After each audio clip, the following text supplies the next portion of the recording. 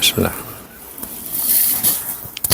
الحمدللہ وکفا وسلام علی عبادہ الذین اصطفیٰ اما بعد فاعوذ باللہ من الشیطان الرجیم بسم اللہ الرحمن الرحیم واتموا الحج والعمرۃ للہ سبحان ربک رب العزۃ عما یصفون وسلام علی المرسلین والحمد للہ رب العالمین اللہم صل علی سیدنا محمد وعلى آل سیدنا محمد وبارک وسلم اللہم صل علی سیدنا محمد وعلى آل سیدنا محمد وبارک وسلم اللہم صل علی سیدنا محمد وعلى آل سیدنا محمد وبارک وسلم ربی یسر ولا تعسر وتمم بالخیر وبک نستعین ربی زدنی علما یا فتاح یا فتاح یا فتاح۔ الحمدللہ، اللہ سبحانہ تعالیٰ کا کرم، اللہ کا لاکھ لاکھ احسان کہ اللہ سبحانہ تعالیٰ نے ہمیں ایک بار پھر یہ موقع دیا کہ ہم اس بابرکت مجلس میں حاضر ہیں۔ یہ اللہ سبحانہ تعالیٰ کا کرم ہوتا ہے کہ اللہ سبحانہ تعالیٰ ہمیں ان مجالس کا حصہ بننے کی توفیق عطا فرماتے ہیں۔ اللہ سے گزارش ہے، درخواست ہے، التجا ہے، دعا ہے کہ اللہ ہمیں ان مجالس کے ساتھ جڑا رہنے، ان کو استقامت کے ساتھ قائم کرنے، ان میں شامل ہونے کی توفیق عطا فرمائے، اور ان میں جو بات کہی گئی، سنی گئی، اس پہ کامل طور پہ عمل کرنے کی توفیق عطا فرمائے۔ اور سب سے اہم یہ کہ یا اللہ ہمارے دلوں کو اپنی طرف جوڑیں، ہمیں اپنی محبت عطا فرمائے اور ہمیں اپنی بندگی عطا فرمائے۔ الحمدللہ ہم بہت ہی بابرکت ایام کی طرف بڑھ رہے ہیں۔ انشاءاللہ 4 یا 5 دنوں کے اندر ذوالحج کا مہینہ شروع ہو جائے گا، اور ذوالحج کے جو پہلے 10 دن ہیں وہ بہت ہی برکت والے دن ہیں، بہت ہی برکت والے دن ہیں۔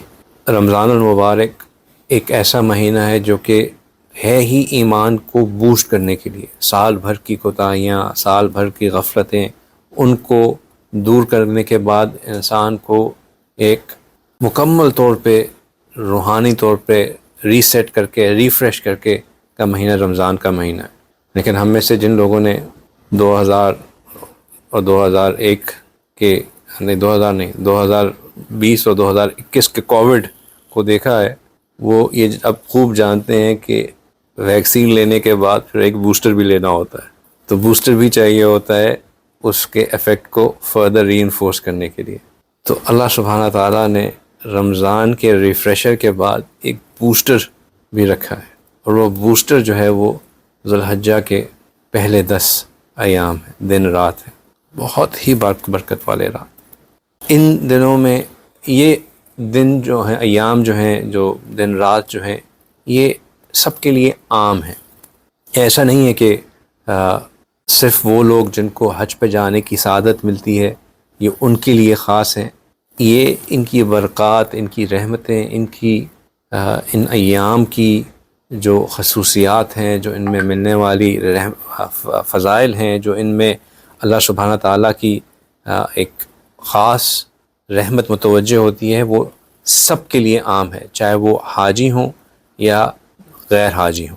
بہرحال ان دنوں میں کچھ لوگوں کو ایک ایکسکلوسیو پریولیج بھی ملتا ہے، اور وہ پریولیج ہوتا ہے کہ اللہ سبحانہ تعالیٰ کے گھر پہ ان کو دعوت ملتی ہے کہ ان خاص دنوں میں ایک ہوتا ہے کہ ایک بادشاہ جو ہے وہ عام، مثال کے طور پر ہمارے ملکوں میں انڈیپینڈنس ڈے جو ہے وہ چھٹی کا دن ہوتا ہے، پوری قوم جو ہے وہ اس دن اپنے چھٹی منا کے، اپنے مختلف اسکولوں میں بھی فنکشنز ہو رہے ہوتے ہیں، اور گھروں میں بھی لوگوں نے جھنڈے سجائے ہوتے ہیں، سب خوشیاں منا رہے ہوتے ہیں۔ لیکن کچھ خاص خواص کو جو ملک کے لیڈرز ہوتے ہیں، پریزیڈنٹس ہوتے ہیں، وہ پریزیڈنٹ ہاؤس میں بلا کے ایک ترکیب کرتے ہیں، اور اس میں جو ہے وہ ان کو انوائٹ کرتے ہیں۔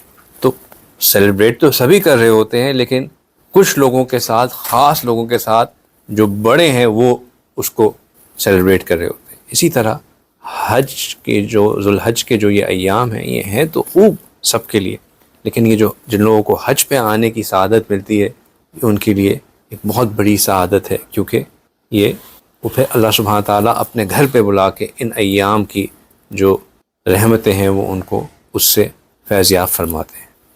یہ جو حج کا سفر ہے، یہ سفر عشق و مستی کا سفر ہے۔ اللہ سبحانہ تعالیٰ نے اس سفر کے لیے جب حکم فرمایا تو کہا کہ وہ اتم الحج والعمرۃ للہ، کہ جب تم حج اور عمرہ کرو تو اس کو اللہ کے لیے کرو، یعنی کہ اس کو خاص اللہ نے اپنے لیے کہہ دیا۔ اگر غور کریں تو جس بندے نے بھی کلمہ پڑھا اس کے اندر اللہ سبحانہ تعالیٰ کی کسی درجے تک تو محبت ہوتی ہی ہے، کیونکہ اللہ پہ ایمان لانا اس بات کی ریکوائرمنٹ کرتا ہے کہ آپ اللہ سے محبت آپ کے اندر ہو، ورنہ ایک اندیکھی انجانی چیز کے اوپر یقین کر لینا اور اس کو اپنا ہر چیز مان لینا لاجکلی انسان کے لیے مشکل ہے۔ اس لیے ایمان جو ہے وہ وداؤٹ لاجک ہے، ایمان کا تقاضا لاجک سے ہے ہی نہیں، اس کا تقاضا ہے ہی دل سے۔ اور یہی وجہ ہے کہ جو کامل ایمان رکھتے ہیں وہ اپنی محبت میں بہت شدت رکھتے ہیں۔ والذین آمنوا اشد حبا للہ، کہ جو ایمان والے ہوتے ہیں، جو مومنین ہوتے ہیں، وہ تو اللہ سے شدید محبت کرنے والے ہوتے ہیں، ٹوٹ ٹوٹ کے محبت کرنے والے ہوتے ہیں، دل کی گہرائیوں سے محبت کرنے والے ہوتے ہیں۔ اور جو کام محبت سے کیا جائے اس کا پھر مزہ ہی کچھ اور ہوتا ہے۔ یہ جو حج اور عمرے کا سفر ہے، یہ بھی اللہ نے کہا کہ اس کو اگر کرنا ہے تو اس کو میرے لیے کرو، اس لیے کرو کہ تم اپنی مجھ سے اپنی محبت کے اظہار کے لیے کرو۔ وَأَتِمُّ الْحَجَّ وَالْعُمْرَةَ لِلَّهِ، کہ میری اللہ کو صرف اور صرف خالصتاً اللہ کو راضی کرنے کے لیے، اللہ کی رضا کو حاصل کرنے کے لیے۔ اس کا مقصد یہ ہو کہ مجھے اس حج کے بعد اللہ مل جائے۔ ہمارا سوال یہ ہو کہ یا اللہ میں آپ کو کیسے پاؤں گا، اور دل میں جواب یہ ہو کہ یا اللہ جو آپ اپنے گھر بلا رہے ہیں، تو گھر پہ تو بندہ اسی کو بلاتا ہے جس کو کچھ دینا ہوتا ہے، جس سے کوئی تعلق ہوتا ہے، جس سے کوئی محبت ہوتی ہے، ورنہ غیر کو تو بندہ گھر کے قریب بھی نہیں آنے دیتا۔ تو جب اپنے گھر پہ بلا رہے ہیں تو یا اللہ پھر مجھے تو آپ سے آپ ہی درکار ہے، مجھے اور کچھ نہیں چاہیے، اگر کچھ چاہیے تو مجھے آپ سے آپ چاہیے، یا اللہ مجھے اپنا آپ دے دیجیے۔ دیکھیں اسی بات کو ایک اور طریقے سے سمجھتے ہیں کہ جب کوئی کسی سے محبت کا دعویٰ کرتا ہے تو محب کہتا ہے کہ میں اس محبوب کی محبت کو جانچتا ہوں، وہ کہتا ہے کہ لیٹ می ٹیسٹ کہ یہ واقعی ہی اپنی محبت میں اتنا جو دعوے کر رہا ہے واقعی ہی اس کے اندر کوئی دم بھی ہے کہ نہیں ہے۔ تو اللہ سبحانہ تعالیٰ بھی ہمیں آزماتے ہیں۔ اب آزمائش کے دو طریقے ہیں، ایک جانی آزمائش اور ایک مالی آزمائش۔ محبوب کو جو ہے وہ گفٹس بھی دینے ہوتے ہیں، اور پھر آخر میں یہ بھی کہنا ہوتا ہے کہ اگر تم چاہو تو میں تمہارے لیے جان بھی دے دوں تو پھر بات جا کے کہیں بنتی ہے۔ تو اللہ سبحانہ تعالیٰ بھی رمضان سے پہلے جو ہے وہ اکثر رمضان میں رجب کے اندر جو شعبان کے اندر جو ہے وہ رمضان میں ہر چیز کا ریوارڈ اتنا زیادہ بڑھا دیا کہ لوگ کوشش یہ کرتے ہیں کہ رجب اور شعبان میں ہی اپنی زکوٰۃ کیلکولیٹ کر لیں، اور جیسے ہی رمضان داخل ہو تو جو ہے وہ زکوٰۃ فوراً رمضان میں ہی نکال دیں۔ حالانکہ کوئی ضروری نہیں ہے کہ رمضان میں نکالیں، لیکن چونکہ اجر بہت زیادہ ہوتا ہے اس لیے لوگ رمضان میں نکال دیتے ہیں۔ تو سب سے پہلے تو ایک مالی آزمائش آ گئی کہ بھائی محبت کے دعوے تو بڑے ہیں، اب میری راہ میں جب پیسے نکالنے ہوں گے تو نکال سکو گے، یا 2+2 کرو گے، یا کہ 2-1 ہو جائے گا تو 1 بچ جائے گا اور کیلکولیشن پوری نہیں ہوتی رہی اور یہ نہیں ہو رہا، لاجک لگانا شروع کر دو گے۔ پہلی چیز یہ کہ اگر استطاعت ہے تو کیا اب میرے لیے مالی قربانی دینے کے لیے تیار ہو کہ نہیں۔ پیپر نمبر اے، جب پیپر نمبر اے میں جو کامیاب ہو گئے سو ہو گئے، لیکن ساتھ ہی پیپر نمبر بی بھی آ گیا۔ پیپر نمبر بی کیا ہو گیا کہ اب ذرا جانی امتحان، رمضان کے اندر ریسٹرکشنز آ گئی، کھانا پینا ریسٹرکٹ، ازواجی تعلقات ریسٹرکٹ، رات کو قیام اللیل، پھر سحری کے لیے اٹھنا، ریسٹرکشنز، آپ کی پوری جو کلاک ہے وہ ڈسٹرپٹ ہو گئی۔ تو اب جس شخص نے رمضان کو بھی خوب جان لگایا، روزے بھی رکھے، اپنے آپ کو باقی جن چیزوں سے روکا ہوا ہے ان سے بھی روکا، قیام بھی کیا، سحور بھی کیا، سب چیزیں اپنے موقع کے مطابق کی، تو اس نے خوب جو ہے وہ جانی قربانی دی۔ تو اللہ سبحانہ تعالیٰ کہتے ہیں کہ جس شخص نے پیپر اے بھی پاس کیا اور پیپر بی بھی پاس کیا تو اب اس کو انعام دینے کا وقت ہے. اور انعام کی ڈفرینٹ کیٹیگریز ہیں. تو جو ہائیسٹ کیٹیگری کا انعام ملتا ہے وہ یہ ہے کہ پھر اللہ سبحانہ تعالیٰ حج کے موقع پر انسان کو اپنے گھر پہ آنے کی دعوت دیتے ہیں.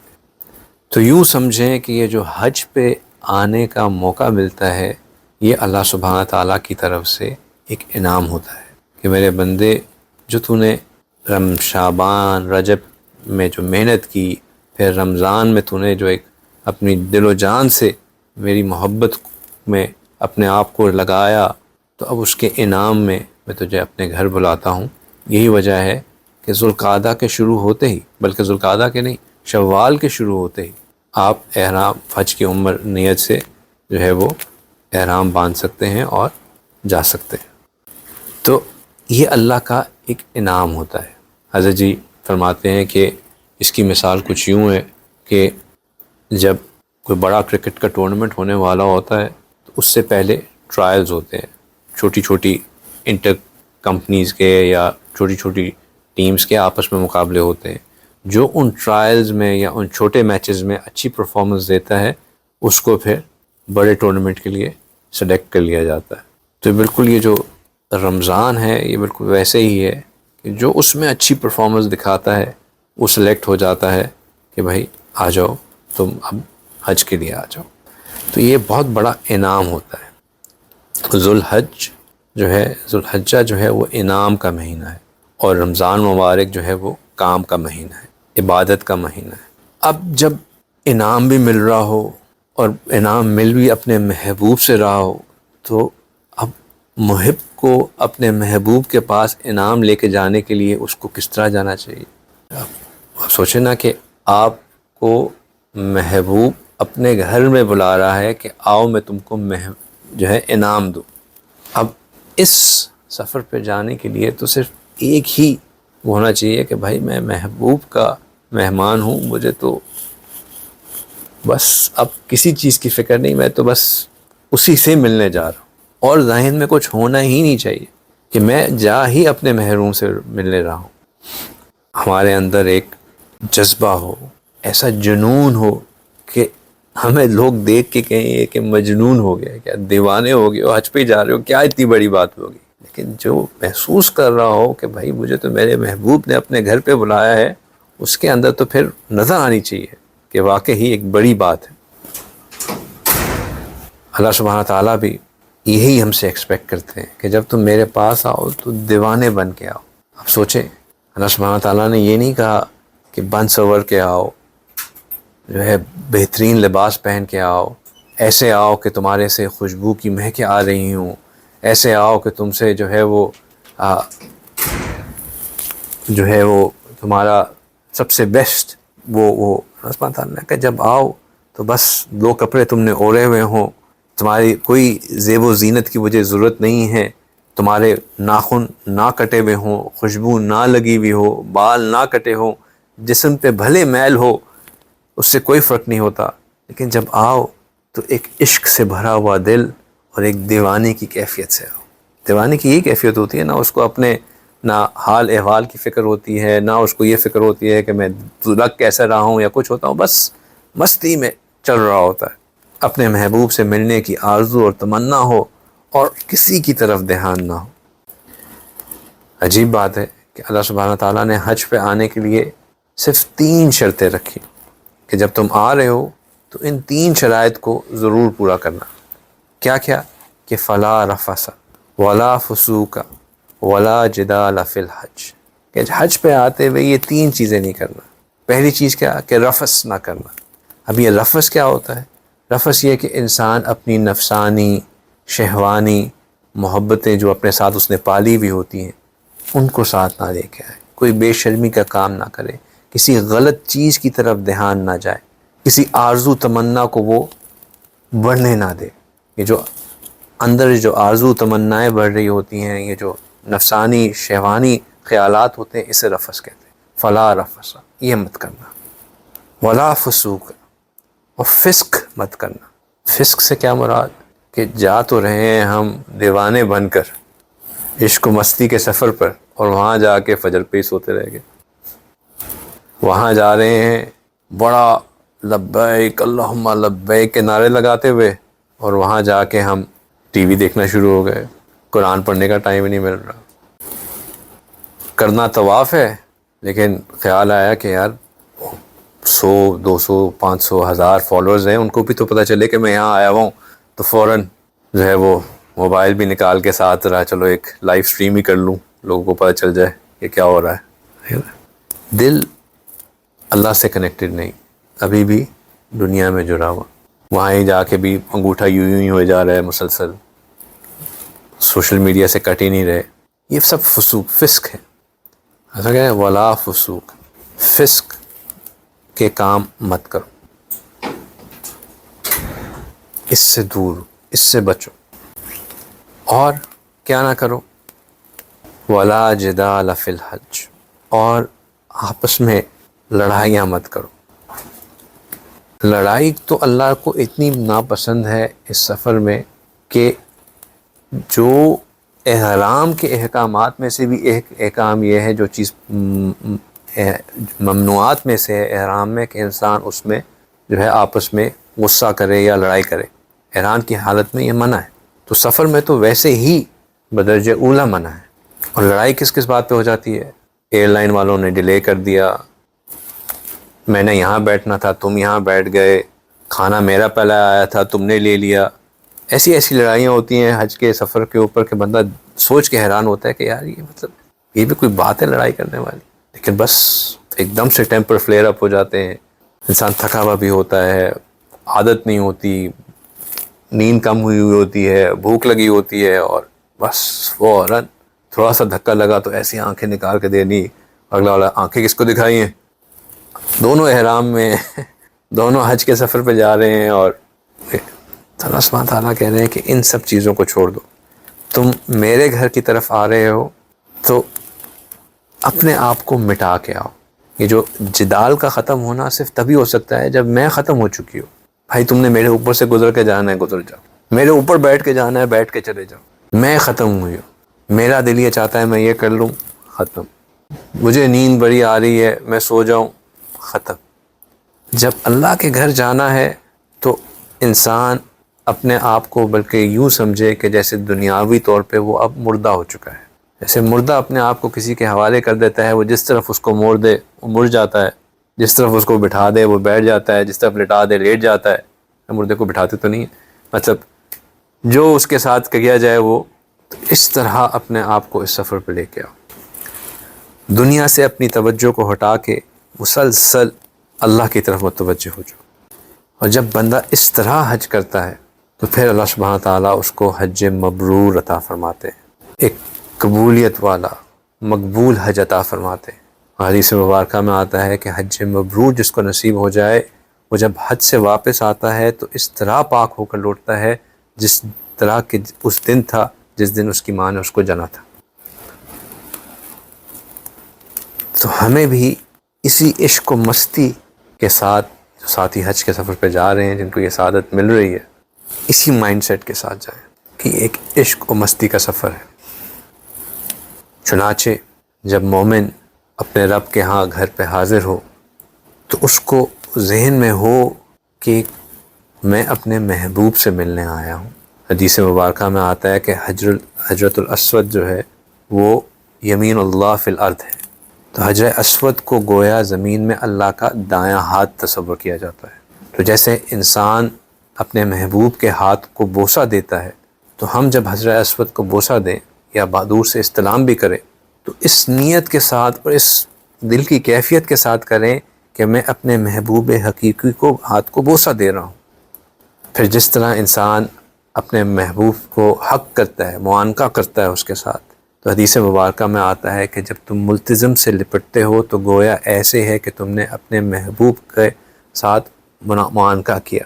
تو ہم بھی اسی نیت کے ساتھ ملتزم پہ جائیں کہ جیسے میں اب اپنے محبوب حقیقی کے ساتھ معانقہ کر رہا ہوں۔ پھر جب غلاف کعبہ کو پکڑے تو یوں سمجھے کہ جیسے میں نے اپنے محبوب کے دامن کو پکڑ لیا ہے، اور میں محبوب کے دامن کو پکڑ کے اس کے سامنے فریاد کر رہا ہوں۔ جب ہم نعرہ لگائیں، تلبیہ پڑھیں کہ لبیک اللہم لبیک، تو ہمارے دل سے نکلے کہ اے محبوب میں آ رہا ہوں، میں آ رہا ہوں، یا اللہ میں آ رہا ہوں، آپ نے مجھے بلایا ہے، دعوت دی ہے، میں حاضر ہوں یا رب، میں آ رہا ہوں۔ دل کی کیفیت یہ ہو کہ لبیک اللہم لبیک، بار بار اپنے آپ کو یہ دلائیں کہ میں اپنے رب کے پاس جا رہا ہوں۔ لیکن دو ہوتا ہے، ایک یہ ہوتا ہے کہ ہمیں کوئی یاد کرائے کہ جی آپ احرام کی حالت میں تلبیہ پڑھ لیں، تلبیہ پڑھنا اس وقت ضروری ہے، باتیں نہ کریں۔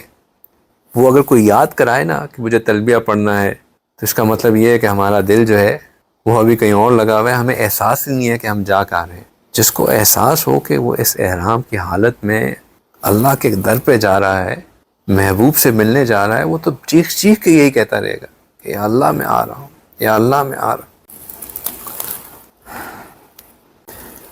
اللہ سبحانہ تعالیٰ نے بھی انسان کے لیے اتنی آسانیاں پیدا کر دی کہ جب حج پہ بلایا تو یہ نہیں کہا کہ منا میں وقوف جو ہے وہ حج تب ہوگا جب تم ABCDEFG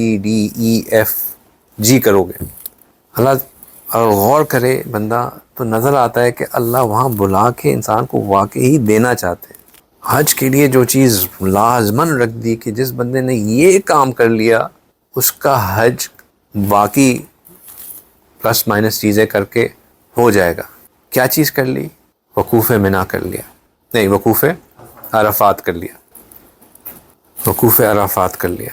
وقوف عرفات سے مراد کیا؟ یہ نہیں کہ آپ وہاں جا کے آپ نے 2 رکعت نماز پڑھنی ہے یا با جماعت مسجد نمرہ میں نماز پڑھنی ہے، ایسی کوئی ریکوائرمنٹ نہیں رکھی۔ ورنہ سوچیں ہزاروں خواتین لاکھوں میلوں کا سفر کر کے وہاں پہنچی ہوں، ایام میں ہو نماز ہی نہ پڑھ سکیں، حجی نہ ہو، بوڑھے بیمار لوگ جماعت میں شامل نہ ہو سکیں، حجی نہ ہو۔ اللہ نے کہا کہ زوال سے لے کے مغرب تک ایک لمحہ بھی آپ نے وہاں پہ گزار لیا عرفات میں تو آپ کا حج قبول۔ تو اللہ نے آسانیاں پیدا کی۔ یہ اللہ سبحانہ تعالیٰ کی رحمت ہے جو کہ وہ اپنے محبوب بندوں کے ساتھ، اپنے محب بندوں کے ساتھ، کہ میرے پاس میرے محبت کا اظہار کرنے والے آ رہے ہیں، میں اب ان کے ساتھ رحمت کروں۔ اچھا پھر ایک اور عجیب بات کہ جب طواف کا حکم دیا تو طواف کا حکم اس ڈائریکشن میں دیا کہ بندے کا دل جو ہے وہ ہر وقت خانہ کعبہ کے قریب رہے، ورنہ عام طور پہ سب چیزیں کلاک وائز ہوتی ہیں، کلاک وائز ہوتی تو ہمارا دل دور ہو جاتا، کعبہ اس طرف ہو جاتا۔ اللہ سبحانہ تعالیٰ نے کہا کہ نہیں، جب طواف بھی کرو تو میرے کعبہ کے اپنے دل کو اپنے کعبہ کے قریب رکھ کے کرو، اینٹی کلاک وائز کرو۔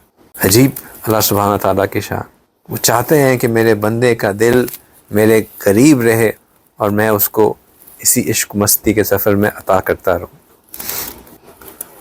یہ سفر اللہ سبحانہ تعالیٰ کی طرف سے انعام کا سفر ہے، لیکن اللہ سبحانہ تعالیٰ یہ بھی چاہتے ہیں کہ ہم وہاں جا کے اللہ کو اپنی عاجزی دکھائیں۔ دیکھیں اللہ بلاتے ہی اس لیے ہیں کہ اللہ دینا چاہتے ہیں، یہ تو بات ہمارے ذہن میں فکس ہو جانی چاہیے کہ مجھے بلایا ہی اس لیے جا رہا ہے کہ اللہ مجھے کچھ دینا چاہ رہے ہیں۔ اور جب اللہ دینا چاہ رہے ہیں تو پھر ہم کیوں نہ مانگیں؟ اللہ یہ دیکھنا چاہتے ہیں کہ کون میرے پاس آ کے مجھ سے مانگتا ہے، مجھ سے التجا کرتا ہے، مجھ سے اپنی فریاد کرتا ہے، مجھ سے اپنی بندگی کا اظہار کرتا ہے اور مجھے رب مان کے مجھ سے مانگتا ہے۔ تو یہ جو مختلف موقع ہوتے ہیں حج کے اوپر، اور خاص طور پہ یہ جو عرفات کا دن ہوتا ہے، یہ تو بہت ہی خاص دن ہوتا ہے مانگنے کے لیے۔ باقی پورے حج میں لوگ اسکیٹرڈ ہوتے ہیں، کوئی کہیں پہ ہوگا، کوئی کہیں پہ ہوگا، کوئی عزیزیہ میں ہوگا تو کوئی کہیں پہ ہوگا، کچھ لوگ حرم کے اندر ہوتے ہیں، مکہ کعبہ شریف کے پاس ہوتے ہیں، کچھ باقی اپنی رہائش گاہ پہ ہوتے ہیں۔ ہر وقت ایک جگہ پہ ایک ساتھ لوگ نہیں ہوتے۔ یہ عرفات کا ایک موقع ہے، حتیٰ کہ منی میں بھی لوگ جو ہے وہ کچھ لوگ ہوتے ہیں، ڈیوائیڈ ہوتے ہیں، آگے پیچھے ہوتے ہیں، لیکن یہ جو عرفات کا ایک دن ہے یہ پورے کے پورے لوگ جتنے بھی لوگ حج پہ آئے ہوتے ہیں ان سب نے اسی عرفات کے میدان میں جمع ہونا ہے، اسی عرفات کے میدان میں جگہ ہونا ہے۔ کوئی اور اگر حج کرنا ہے تو وہاں پہ جمع ہونا ہی ہونا ہے۔ تو اب اس کو ایک اور اینگل سے بھی دیکھیں کہ اگر اتنے زیادہ فریادی کسی سخی کے در پہ جمع ہو جائیں اور سخی سے 1 ریال کی التجا کریں تو آپ کے خیال سے وہ سخی 1 ریال نہیں دے گا؟ تو اس کی عزت کا مسئلہ ہوگا کہ اتنے زیادہ لوگ آ کے صرف 1 ریال مانگ رہے ہیں تو وہ لازماً 1 ریال دے دے گا، ورنہ وہ سخی ہی نہیں کہلائے گا۔ تو اللہ رب العزت تو دنیا کے تمام سخیوں کو ملا کے ان کے بھی پروردگار ہیں، تمام بادشاہوں کے بادشاہ ہیں، تمام شہنشاہوں کے شہنشاہ ہیں۔ اب اتنے لوگ جب اللہ کے در پہ آ کے اللہ سے مانگیں گے تو شاید اس سخی کے لیے ان سب لوگوں کو 1 دینار دینا تو مشکل ہو، لیکن اللہ کے لیے ان تمام لوگوں کو دنیا اور جو کچھ اس میں ہے وہ دینا کوئی مشکل نہیں۔ تو یہ موقع ہی اللہ سے مانگنے کا ہے کہ عام معافی کا دن ہے، یہ درجوں کو بڑھانے کا دن ہے، گناہوں کو بخشوانے کا دن ہے۔ دیکھیں یہ وہ میدان ہوتا ہے جہاں پہ اللہ کے بڑے بڑے اولیاء آئے ہوتے ہیں، کئی شیخ الحدیث آئے ہوتے ہیں، کئی حفاظ آئے ہوتے ہیں، کئی امام آئے ہوتے ہیں، ایک سے بڑھ کر ایک ولی آیا ہوتا ہے۔ اگر ان عظیم لوگوں کی مجلس میں اللہ ہمیں بھی آنے کا موقع دے دیتے ہیں تو پھر ہمیں یہ سوچنا چاہیے کہ جب گندم کا بھاؤ لگتا ہے تو گندم کے ساتھ جو کنکریاں ہوتی ہیں وہ بھی اسی بھاؤ پہ بک جاتی ہیں۔ اگر گندم کی صفائی کر کے کیا جائے تو شاید ہمیں نکال کے باہر پھینک دیا جائے کہ یہ تو کنکریاں ہیں، ان کا کیا فائدہ۔ لیکن جب اللہ نے ہمیں نیکوں کے ساتھ لا بٹھایا ہے تو جس بھاؤ پہ اللہ سبحانہ تعالیٰ ان کو اٹھائیں گے، ہمیں یہی اللہ سے گمان رکھنا چاہیے کہ ہم بھی اسی پہ اٹھ جائیں گے، ہمارے ساتھ بھی وہی فیصلہ ہو جائے گا جو اللہ اپنے ان نیک لوگوں کے ساتھ کریں گے۔ اللہ سے اچھی امید رکھنی چاہیے۔ جہاں اللہ نیک بندوں کی دعائیں قبول فرمائیں گے وہاں ہم جیسے خطا کار گناہ گار لوگوں کی خطاؤں کو بھی معاف فرما دیں گے۔ جہاں اللہ ان کو بہترین سے بہترین چیز عطا فرمائیں گے وہاں ہماری بھی کوئی چھوٹی موٹی سن لیں گے۔ اللہ تعالیٰ دینا چاہتے ہیں، تبھی تو ہمیں ان لوگوں کے ساتھ لا کے بٹھایا ہے، ورنہ کیوں بٹھاتے۔ اب دعائیں قبول کیسے ہوں؟ وہاں پہ جو اولیاء اللہ، جو اللہ کے نیک بندے آئے ہوئے ہیں وہ بھی دعا مانگتے ہیں، ان کی دعائیں بھی قبول ہوتی ہیں، اور عام بندہ بھی دعا مانگتا ہے لیکن اس میں وہ اثر نہیں ہوتا۔ وجہ کیا ہے؟ وجہ یہ ہوتی ہے کہ ہماری دعا جو ہے وہ غیر سے خالی نہیں ہوتی، ہماری دعا غیر سے خالی نہیں ہوتی۔ ایسی دعائیں اللہ تعالیٰ کے ہاں قبول نہیں ہوتی جو اللہ کی یاد سے خالی ہوں۔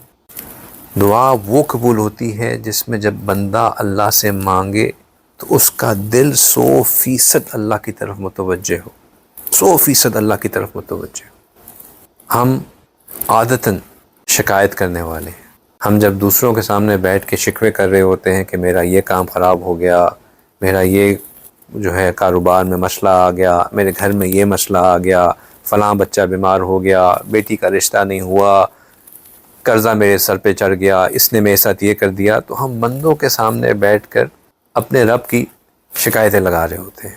اب جو بندہ شکایتیں لگانے کا عادی ہو وہ پھر جب موقع ملتا ہے تو اسی رب سے مانگتے ہوئے اس کا دل اس میں لگ نہیں رہا ہوتا۔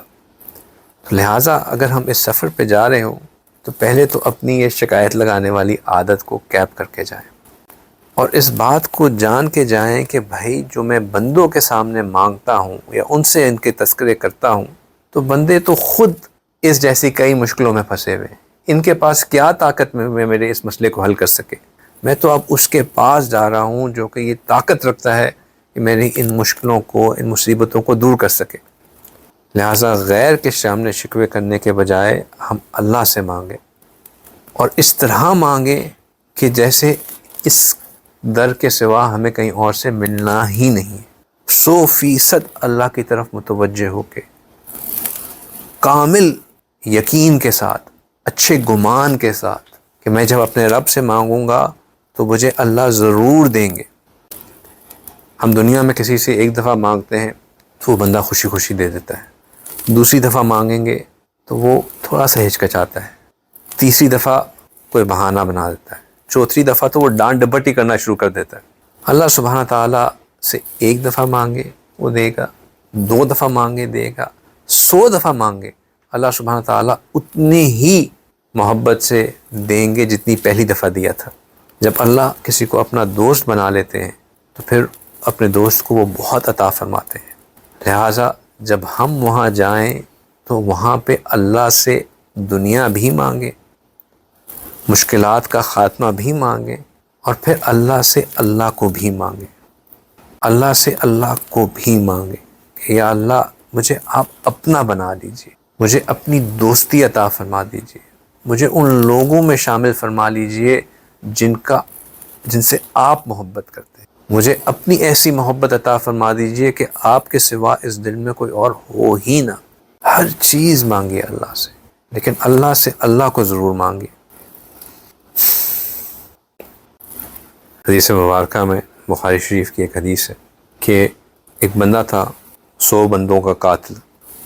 اس کا پہلا پارٹ میں شرنک کر کے بتا رہا ہوں کہ اس نے کسی کے مشورے کے اوپر اپنی گناہوں سے بچنے کے لیے یہ فیصلہ کیا کہ میں نیکوں کی بستی کی طرف نکل جاتا ہوں، تو لہٰذا وہ اپنی بستی سے نکلا، اور جیسے اس کو مشورہ دیا گیا تھا کہ تم نیکوں کی بستی پہ چلے جاؤ، وہاں پہ تمہارے رہنے سے تمہارے گناہ معاف ہو جائیں گے، تو اس لیے وہ چل پڑا۔ یہ بنی اسرائیل کا ایک بندہ تھا، تو توبہ کی نیت سے نیکوں کی بستی کی طرف چل پڑا۔ ابھی راستے میں تھا کہ اس کو موت آ گئی۔ اب جب موت آئی تو رحمت کے فرشتے بھی آئے اور عذاب والے فرشتے بھی آئے۔ رحمت کے فرشتوں نے کہا کہ بھئی یہ توبہ کی نیت سے چل پڑا تھا، اس لیے اب ہم اس کو لے کر جائیں گے۔ عذاب کے فرشتوں نے کہا کہ بھئی 100 بندوں کا قاتل ہے، اس کو تو ہم لے کے جائیں گے۔ اب یہ معاملہ اللہ سبحانہ تعالیٰ کے ہاں پیش ہوا تو رب کریم نے ارشاد فرمایا کہ یہ میرا بندہ توبہ کی نیت سے گھر سے چلا تھا، تو اب یہ دیکھو کہ اگر یہ نیکوں کی بستی کے قریب پہنچ گیا ہے تو پھر اس نے توبہ، یہ اپنی توبہ میں سچا تھا، لہٰذا نیکی والے فرشتے اس کو لے جائیں۔ تو روایت میں آتا ہے کہ اس بندے کی موت اس جگہ آئی جہاں دونوں بستیوں کا بالکل درمیان کی لائن تھی، لیکن اس کی جو موت آئی، جو لاش اس کی گری، وہ انکلائن ٹورڈز نیکوں کی بستی تھی۔ صرف اس بات پہ کہ اس کی جو باڈی کا ڈسٹنس ٹو نیکیوں کی بستی وہ کم ہو گیا، تو اس لیے اس کو اللہ سبحانہ تعالیٰ نے نیکی کے فرشتوں کو حکم دیا کہ اس کی مغفرت کر دی گئی اور اس کو لے جایا جائے۔ تو جو بندہ 100 بندوں کا قتل کرنے کے بعد ابھی اس مقام پہ پہنچا بھی نہیں تھا جہاں پہ اس کی بخشش ہونی تھی، اس کو اللہ سبحانہ تعالیٰ سفر میں معاف فرما دیتے ہیں۔ تو جو بندہ عرفات کے میدان پہنچ جائے، مکہ مکرمہ پہنچ جائے، اس کے دل میں یہ شک کیوں ہو کہ مجھے معاف نہیں کیا جائے گا؟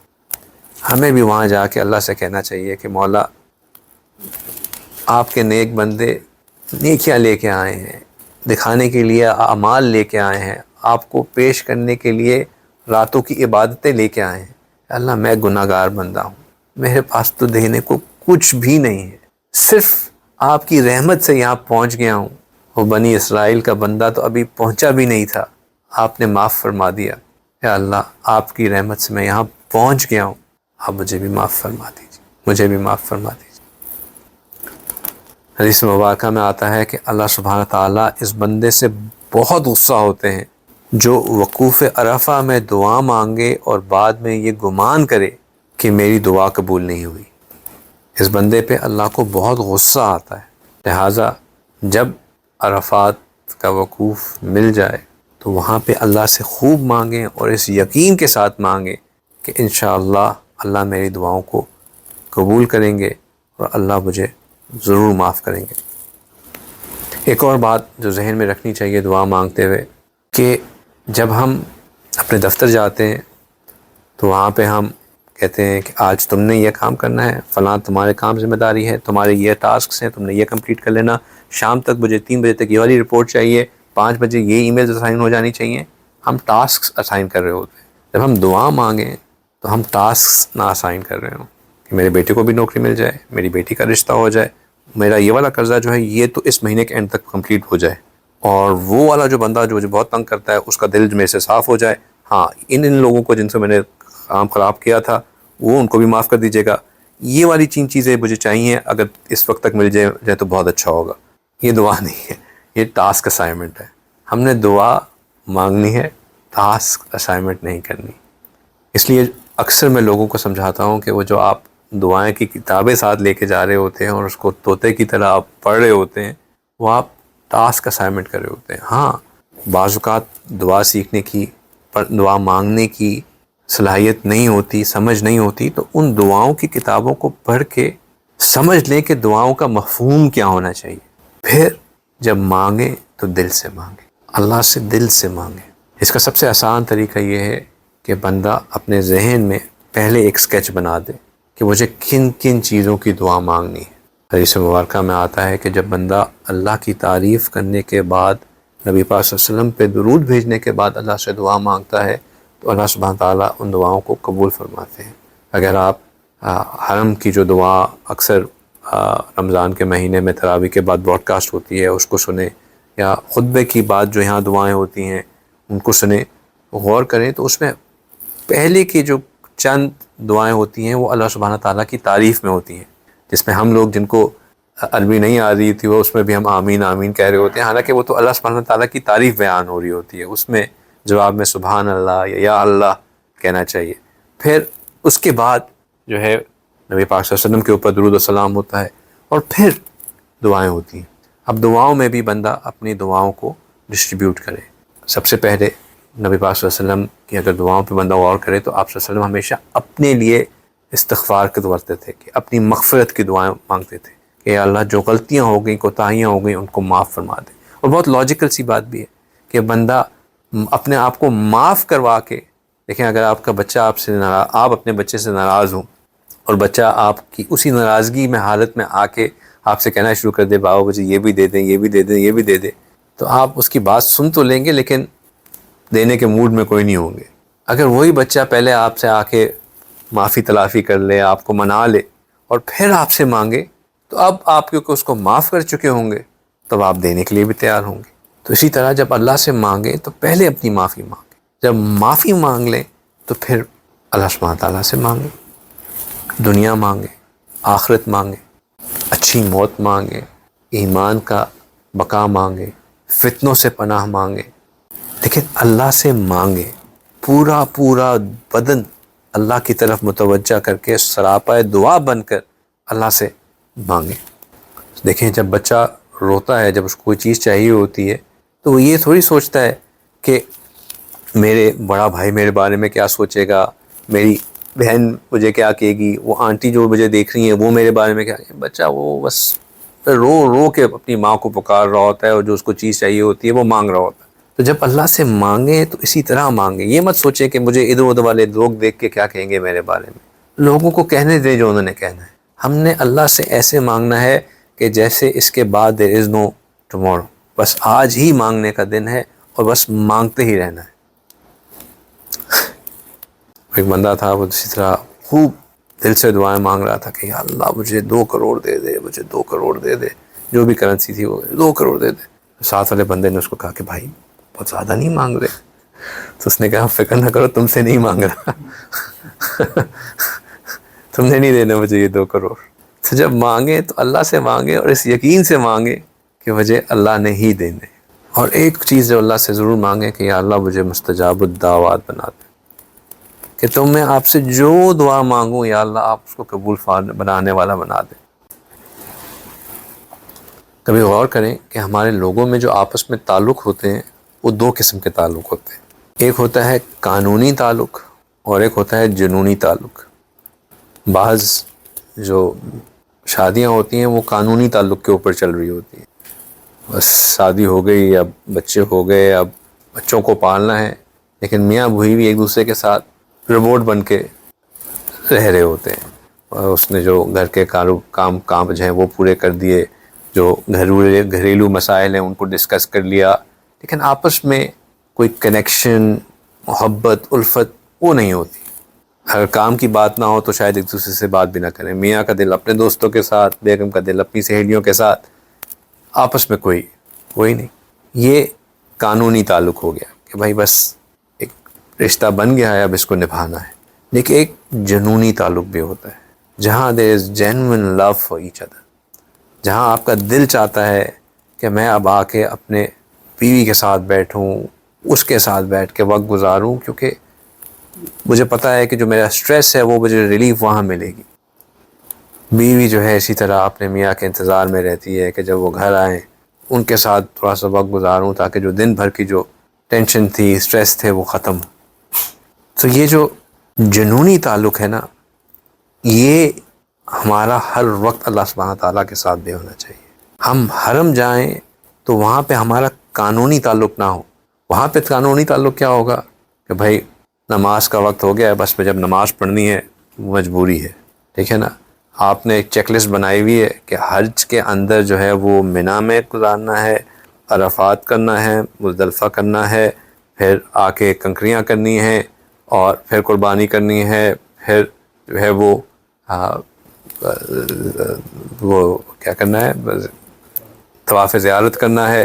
یہ مجھے سٹیپس کرنے ہیں، اور بس ان میں آپ نے کسی مفتی صاحب کو بھی ساتھ میں آن لائن لیا ہوا ہے کہ اس میں جو جو چیزیں کمی ہو گئیں ان کے مجھے کہاں پہ جو ہے وہ اس کا صدقہ دینا پڑے گا، یا کہاں پہ جو ہے وہ اس کے لیے دم دینا پڑے گا۔ قانونی تعلق نہیں ہے۔ جب بندے کا قانونی تعلق ہوتا ہے نا، تو پھر وہ کہتا ہے کہ چلو میں نے ابھی قصر پہ ہوں، فرضی پڑھ لیا کافی ہے۔ یہ قانونی تعلق ہے نا، کہ جو بیر منیمم مسٹ ڈو ریکوائرمنٹس ہیں میں وہ پوری کر لوں۔ قانونی تعلق میں بندہ کہتا ہے چلو سنت ہی تھی نا، کیا ہو گیا۔ ہم نے قانونی تعلق نہیں رکھنا، ہم نے جنونی تعلق رکھنا ہے، اور اس کا اظہار کرنا ہے۔ فرض تو شاید قصر ہی پڑھنا ہے، فرض شاید کیا، اگر آپ ڈپینڈنگ اپون کتنے سفر پہ جا رہے ہیں، اگر آپ سفر کی حالت میں ہیں، مسافر ہیں، تو آپ قصر ہی پڑھیں گے، لیکن اس کے ساتھ وہاں پہ رہ کے جس قدر نفل پڑھ سکتے ہیں پڑھیں، جس قدر سنتیں پڑھ سکتے ہیں پڑھیں، جس قدر قضاء عمری پڑھ سکتے ہیں پڑھیں، جتنا قرآن پڑھ سکتے ہیں پڑھیں۔ ایک اللہ کو دکھائیں کہ یا اللہ میں آپ کے ساتھ وقت گزارنے آیا ہوں، میرا تو یہاں کوئی اور کام ہے ہی نہیں، میرا تو صرف ایک ہی کام ہے کہ بس میں آپ کے ساتھ جڑا رہوں۔ اب سنیے کہ اللہ والے اپنے حج کو کس طرح میجر کرتے تھے، کہ حج کا سفر ہوتا کیسے تھا۔ حضرت شبلی رحم اللہ کا ایک مرید تھا، وہ کچھ عرصہ غائب رہا، پھر جب واپس ملاقات کی حضرت سے تو حضرت نے فرمایا کہ بھائی کہاں گئے تھے؟ تو اس نے کہا حضرت حج کرنے گیا تھا۔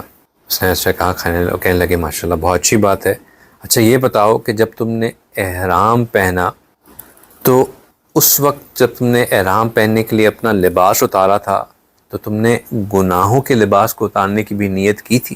تو اس نے کہا نہیں حضرت، یہ نیت تو نہیں کی تھی۔ اس نے کہا اچھا تو یہ بتاؤ کہ جب تم نے احرام پہنا تو تم نے تقوی کی لباس پہننے کی نیت کی تھی؟ تو اس نے کہا نہیں حضرت، یہ نیت تو نہیں کی تھی۔ میں نے کہا اچھا تم یہ بتاؤ کہ جب تم نے تلبیہ پڑھا تو لبیک کہتے ہوئے تم نے اپنے دل و جان سے اپنے آپ کو اپنے رب کے حوالے کیا تھا؟ تو اس نے کہا نہیں حضرت، میں نے یہ نیت بھی نہیں کی تھی۔ میں نے کہا اچھا چلو جب تم نے طواف شروع کیا تو طواف کرتے وقت تمہیں حجر اسود کا استلام کرتے ہوئے محبوب کے ہاتھوں کا بوسہ لینے کی لذت نصیب ہوئی؟ اس نے کہا نہیں حضرت، یہ کیفیت تو نہیں ملی۔ تو اس نے فرمایا کہ اچھا جب تم ملتزم پہ لپٹے تو محبوب سے معانقہ کرنے کی لذت بھی ملی کہ نہیں؟ اس نے کہا نہیں حضرت، یہ بھی نہیں ہوا۔ میں نے کہا اچھا جب غلاف کعبہ پکڑا اور دعائیں مانگی تو تم نے محبوب کے دامن کو پکڑ کے اپنی آرزو پیش کرنے کی کیفیت ملی کہ نہیں ملی؟ اس نے کہا نہیں حضرت، یہ بھی نہیں ہوا۔ میں نے کہا اچھا جب تم رمل کر رہے تھے تو رمل کرتے ہوئے تمہاری کیفیت فروا الی اللہ کی تھی کہ نہیں تھی؟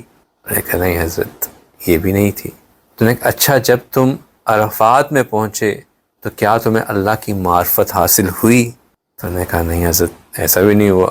نے کہا اچھا جب تم مزدلفہ پہنچے تو وہاں پہ تمہارے پہ حقوق العباد کی ادائیگی کا جذبہ غالب تھا کہ نہیں؟ تو اس نے کہا نہیں حضرت، ایسا بھی نہیں تھا۔ نے کہا جب تم منا میں آئے اور شیطان کو کنکریاں مار رہے تھے تو تم نے کیا دل میں شیطان سے پکی دشمنی کرنے کا ارادہ کیا کہ نہیں؟ تو اس نے کہا کہ نہیں حضرت، ایسا بھی نہیں کیا۔ اس نے کہا اچھا جب تم نے قربانی کی تو کیا قربانی کرتے ہوئے تم نے اپنے اندر اپنی نفس کو بھی اللہ کے سامنے قربان کرنے کی نیت کی کہ نہیں؟ تو اس نے کہا نہیں حضرت، ایسا بھی نہیں کیا۔ جب تم طواف زیارت کر رہے تھے تو کیا تمہیں محبوب کی زیارت اور اس کی تجلیات کا دیدار نصیب ہوا یا نہیں؟ اس نے کہا نہیں حضرت، یہ بھی نہیں ہوا۔ تو فرمانے لگے کہ چلو تمہیں اس میں سے کچھ نصیب نہیں ہوا تو تم یوں سمجھو کہ تم نے حج نہیں کیا۔ اب جاؤ اور جیسے میں نے تمہیں سمجھایا ہے آئندہ ان کیفیتوں کے ساتھ حج کر کے آنا۔ یہ کیفیتیں کیا ہیں؟ انہوں نے جتنی بھی ساری چیزیں پوچھیں، اگر اس بندے نے وہ ساری چیزیں کی تو قانونی طور پہ تو اس کا حج ہو گیا، قانونی طور پہ اس کا حج ہو گیا۔ لیکن انہوں نے اس سے قانونی باتیں نہیں پوچھی، انہوں نے ان سے ساری جو باتیں پوچھی اس کا تعلق محبت سے تھا، جنونی محبت سے تھا۔ ٹھیک ہے، تو یہ جب ہم وہاں جائیں تو ہماری بھی یہ کیفیت ہو، ہمارے ذہن میں بھی یہ نیتیں ہوں، یہ سوچ ہو ہر عمل کے پیچھے کہ میں کس لیے یہ کام کر رہا ہوں۔ ایک مرتبہ مالک بن دینار رحم اللہ گرمی کے موسم میں گھر سے باہر نکلے، خوب گرمی کا وقت تھا، دوپہر میں گرمی اس قدر پیک پہ تھی کہ باہر نکلنا مشکل، کسی مجبوری کے تحت ان کو گھر سے باہر نکلنا پڑا۔ باہر آئے تو کیا دیکھتے ہیں کہ ایک نوجوان ہے لیکن دونوں ٹانگوں سے معذور ہے، وہ اپنے ہاتھوں سے اور اپنی سیرین کے بل گھسٹتا آگے بڑھ رہا ہے۔ ساری باتیں گرم سڑک ہوگی، اس کے اوپر وہ چل رہا ہے۔ آپ اس کے قریب ہوئے اور سلام کیا اور کہا کہ اس گرمی کی شدت میں تم سرخ پسینے ہوئے ہو، چہرہ سرخ ہوا ہے، کہاں جا رہے ہو؟ تو اس نے کہا کہ میں نے نیت کی ہے کہ میں اگر اللہ سعادت دے تو اس سال حج کروں گا، میں مکہ مکرمہ کی طرف جا رہا ہوں۔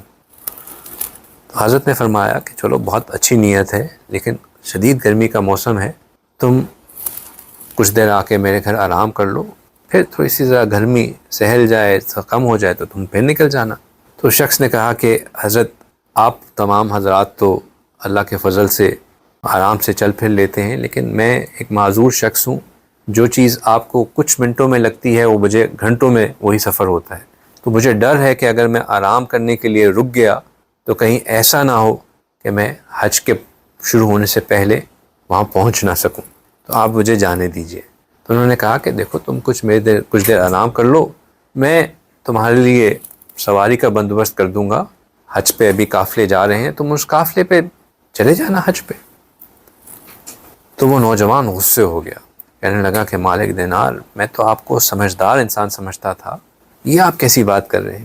جس شخص نے اپنے گناہوں کی معافی مانگنی ہو، اپنے مالک کو منانا ہو، اپنے آقا کی ناراضگی کو مٹانا ہو، وہ کیا سواری پہ بیٹھ کے آقا کے پاس جاتا ہے؟ آپ مجھے ایسے ہی جانے دیں۔ خیر بات آئی گئی ہو گئی، وہ بندہ چلا گیا۔ اللہ سبحانہ تعالیٰ نے مالک بن دینار کو بھی حج پہ آنے کی سعادت نصیب فرمائی، وہ بھی حج پہ پہنچے۔ اللہ سبحانہ تعالیٰ نے تمام جو حج کے ارکان تھے ان کو خیریت سے مکمل کرنے کی توفیق عطا فرمائی، عرفات کیا، مزدلفہ کیا، منی آئے۔ ابھی شیطان کو کنکریاں مار کے نکل ہی رہے تھے کہ دیکھا کہ وہاں پہ ایک ہجوم جمع ہوا ہے اور بہت سے لوگ کسی چیز کو دیکھ رہے ہیں حیرت کے ساتھ، تو وہ بھی آگے بڑھے، ہٹایا لوگوں کو کہ میں بھی دیکھوں کیا ہے۔ تو دیکھتے ہیں کہ وہی نوجوان، معذور نوجوان، احرام پہنا ہوا ہے اور ہاتھ میں کنکریاں لے کے اللہ سے خوب گڑ گڑا کے دعائیں مانگ رہا ہے۔ اور کیا دعائیں مانگ رہا ہے؟ کہہ رہا ہے کہ یا اللہ، آپ کے بندے تو پاؤں سے چل کر آپ کے گھر کا دیدار کرنے آتے ہیں، میں وہ گناہ گار بندہ ہوں جو گھسٹ کے آپ کے گھر کی طرف پہنچا ہوں۔ میں نے آپ کے گھر کا طواف بھی کیا، مقام عرفات میں بھی پہنچا، مزدلفہ میں بھی پہنچا، اور یا اللہ اب آپ کے کرم سے ایک شیطان کو کنکریاں بھی مار لیں اور اپنی نفرت کا اظہار بھی کر دیا۔ یا اللہ اب قربانی کا وقت ہے، یہ تمام لوگ صاحب استعداد لوگ ہیں، یہ اب جانور قربان کریں گے۔ یا اللہ آپ جانتے ہیں کہ میں ایک فقیر آدمی ہوں اور اس احرام کے سوا میرے پاس کچھ اور ہے بھی نہیں۔ یا اللہ میں آپ سے التجا کرتا ہوں کہ آپ مجھ سے میری جان کا نذرانہ ہی قبول فرما لیجیے۔ وہ کہتے ہیں کہ اس نے یہ دعا مانگی، اللہ سبحانہ تعالیٰ نے اس کو کلمے کی توفیق دی اور اس کی روح قبض کر لی۔ تو لوگ اس جذبے کے ساتھ بھی اللہ کے پاس، اللہ کے گھر پہ حاضری دیتے ہیں اور اس خوبصورت سفر کو انجام دیتے ہیں۔ تو جب اللہ ہمیں بھی آنے کا موقع دے رہے ہیں تو پھر ہم بھی اسی جوش و جذبے کے ساتھ، اسی محبت بھرے دل کے ساتھ وہاں جائیں۔ یہ بات جان لیجئے کہ جب ہم اللہ سے مانگیں تو اس کو اپنے کرائٹیریا کے اوپر رکھ کے میجر مت کریں کہ ہم سے کوئی بندہ 10 مانگتا ہے تو ہم اس کو 5 دیتے ہیں، کہتے ہیں 5 بعد میں آ کے لے لینا۔ اللہ ایسے نہیں ہے۔ جو اس دنیا میں سخی ہوتے ہیں نا، ایک کتابوں میں حاتم طائی کے بارے میں لکھا ہوا ہے کہ وہ بہت سخی تھا۔ ایک دفعہ حاتم طائی سے کسی نے 5 دینار مانگے تو اس نے اپنے نوکر سے کہا کہ جا کے اس کو 500 دینار دے دو۔ اس بندے نے کہا کہ میں نے تو صرف 5 دینار مانگے تھے، مجھے 500 دینار کیوں دے دیے؟ تو حاتم طائی نے کہا کہ تم نے اپنی استطاعت کے مطابق مانگے تھے، میں نے اپنی صلاحیت کے مطابق تمہیں دے دیا۔ تو ہم جب اللہ سے مانگیں تو اس یقین سے مانگیں کہ اللہ تو سخیوں کے سخی ہیں، اللہ دیں گے، اللہ دیں گے۔ حدیث مبارکہ میں ایک عجیب دعا لکھی ہے کہ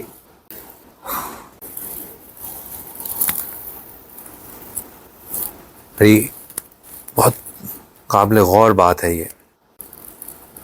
نبی پاک صلی اللہ علیہ وسلم فرماتے ہیں کہ بلکہ نبی پاک صلی اللہ علیہ وسلم نے حج کے موقع پہ اللہ سبحانہ تعالیٰ سے یہ دعا مانگی کہ اے اللہ حاجی کی مغفرت بھی فرما دیجئے، اور جس کی مغفرت کی حاجی دعا کرے اس کی مغفرت بھی فرما دیجئے۔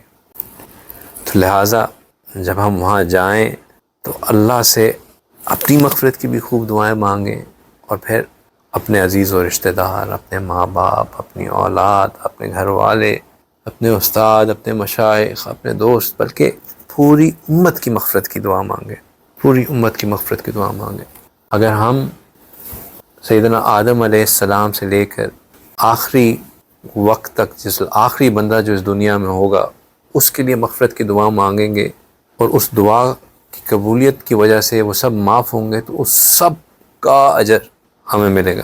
تو ایک انفائنائٹ قسم کی اجر کی یہ ایک اپرچونٹی ہے، کیونکہ نبی پاک صلی اللہ علیہ وسلم نے فرما دیا کہ اس کی بھی مغفرت فرما دیں، اور جس کے لیے وہ مغفرت کی دعا مانگے اس کی بھی مغفرت فرما دیجیے۔ تو ہمیں سب کی مغفرت کی دعا مانگنی چاہیے۔